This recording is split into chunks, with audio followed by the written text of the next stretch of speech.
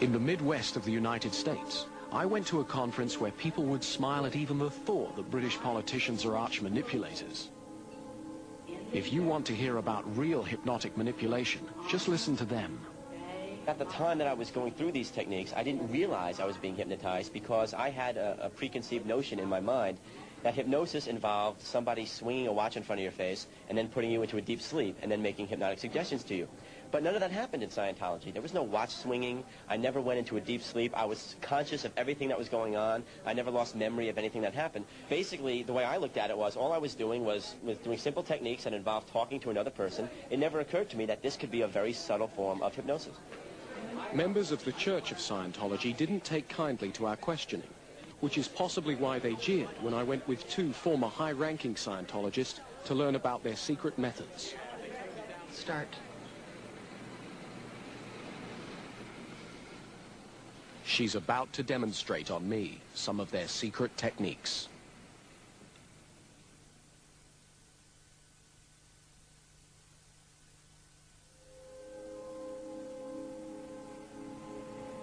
Okay, Flunk, you twitched your mouth. Start.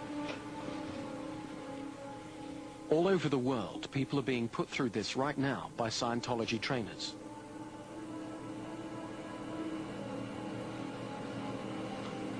Okay, Flunk, you gave a big sigh. Okay, now what's actually occurring here as this happens is the control is starting to go in, where there's one person starting to control your motions, your movement, etc., and your willingness to be controlled. And you're going to finally have to be able to do this for 2 hours without a twitch, without a movement, without anything else. What I'm aware of is when I stop my attention from moving and I totally focus upon you, I begin to go into a trance because my conscious mind is looking for movement, but it's being fixed and held.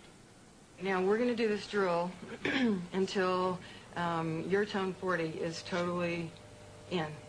Okay, now this is done screaming, so it's going to get a little bit loud for the cameras. You're a student. Start. Stand up! Sit down in that chair! Flunk, you failed to acknowledge. Okay, start. Stand up! Thank you! Sit down in that chair! Thank you! Stand up! Thank you! Sit down in that chair!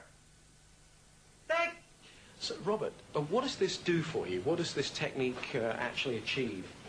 Well, the purpose of this is to give you the ability to direct your intention to get something accomplished. Now, you must understand in Scientology, however, there's two sides of this. While you are learning to get something done, so I say, Paul, go over there. And I'm just able to direct you, because there's a lot of people that just say, Paul, could you sort of go over here for a second? Gives you that commanding presence. So it's like a military training kind of drill. Exactly. Very much so. Now, the other thing that's important to know, however, is in Scientology, you must learn to be commanded. This is important because at the same time, while you are learning intention without reservation, you must learn control. So I must be able to receive your control, so when you tell me to go over there, I'm willing. So you are learning to control people, and you're learning to be controlled at the same time, and that's how the mind control begins to take place.